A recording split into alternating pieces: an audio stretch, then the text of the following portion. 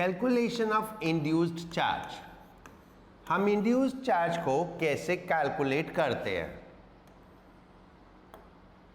मेरे पास एक ये स्फीयर है और एक ये स्फीयर है।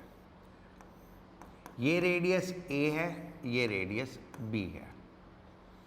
If I give it a charge plus Q and I make it earth, so then a charge will induce on the inner sphere. So how much charge will induced on the inner sphere? Inner sphere पे कितना charge induce होगा, right? इसमें हम दो तीन चीजें सीख जाएंगे। एक तो हम पोटेंशियल कैसे निकालते हैं, ठीक है, स्फीयर्स में, मल्टीपल स्फीयर्स में। तो हम क्या करेंगे, यहां पर पोटेंशियल कैलकुलेट करेंगे, इस पॉइंट पे potential V।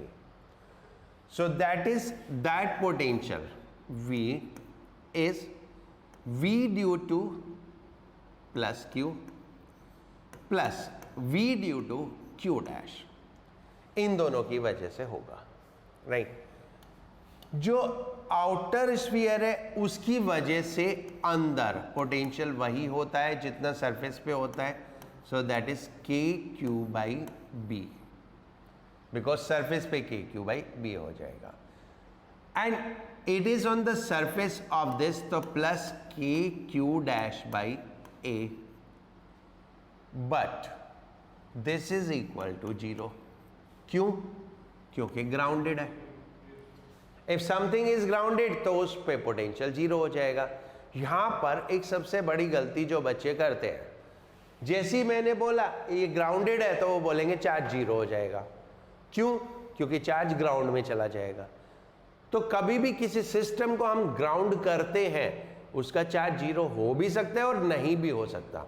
That you need to calculate, वो आपको कैलकुलेट करना पड़ेगा। But one thing is for sure, potential 0 हो जाएगा। तो आप जो श्योरिटी से कह सकते हो, ये कह सकते हो कि पोटेंशियल 0 हो गया। तो ये जो जनरल मिथ होता है ना, हम किसी बॉडी को ग्राउंड से कनेक्ट कर देंगे तो चार्ज 0 हो जाएगा।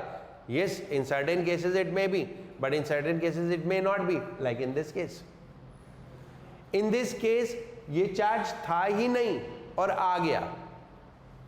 हमने ये चार्ज दिया नहीं था, ये चार्ज दिया नहीं था, ये चार्ज अपने आप आ गया। And how much is this charge? क्योंकि ये पोटेंशियल ग्राउंडेड है तो 0 हो गया। तो then Q dash is equal to minus Q A by B। So this is what a negative charge will induce which is lesser than outer। तो this way you can calculate. कभी भी आपको induce charge की calculate करनी हो तो induce charge के लिए हम यूजुअली ग्राउंड करते हैं। तो जहां पे ग्राउंड किया उसका पोटेंशियल 0 करके कैलकुलेट करो, ठीक है?